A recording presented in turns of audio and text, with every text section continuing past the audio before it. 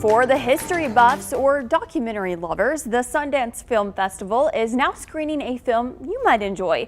WFMY News 2's Manning Frakes reviews Navalny, which follows the Russian political activist nearly poisoned to death.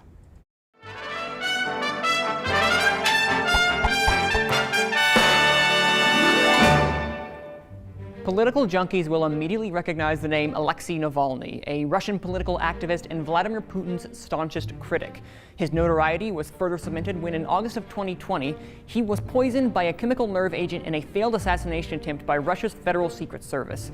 The documentary sits down with Navalny himself and chronicles from the time of poisoning to return to Russia.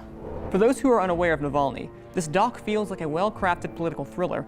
You're on edge, wondering what will transpire next. The directors do an excellent job in catching the viewers up to speed while simultaneously keeping you engaged. For those who do know of the man, it's an eye-opening deconstruction of a political system ruled by fear. Similar to some of the other docs that I've seen at Sundance, it's nothing revolutionary in terms of presentation, but it's the content and the candid conversations with Navalny that make this a documentary worth checking out. His dark humor and inspiring story prove to be a compelling subject. I'm recommending this as a News 2 approved.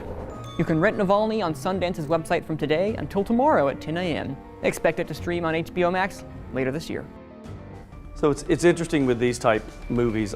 Most of us, and some of us, will never see a lot of these because they're critically acclaimed unless they get all this publicity and then all of a sudden they make it into mainstream theaters. But it made me think about some movies that maybe weren't the box office smashes that I've seen in my life that I like. And I know this one, it has a following in sports groups, but Hoosiers was one of my all-time favorite movies because it dealt a true story, basketball story. And it was somewhat popular, but it wasn't like nationwide, but it became a cult classic. You know, like everybody that likes sports, especially guys that followed basketball, loved this movie, and it was one of my favorites. It didn't win any awards or anything that I remember.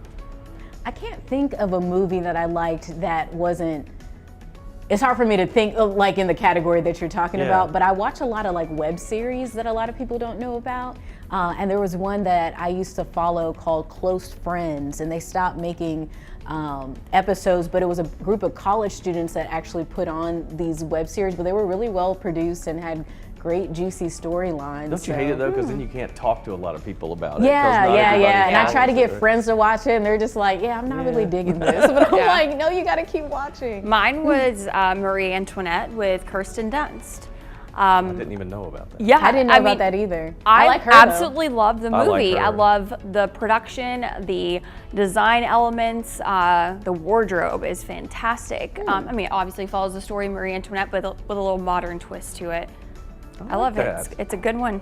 We have to look that one up. See, you learn something new every day.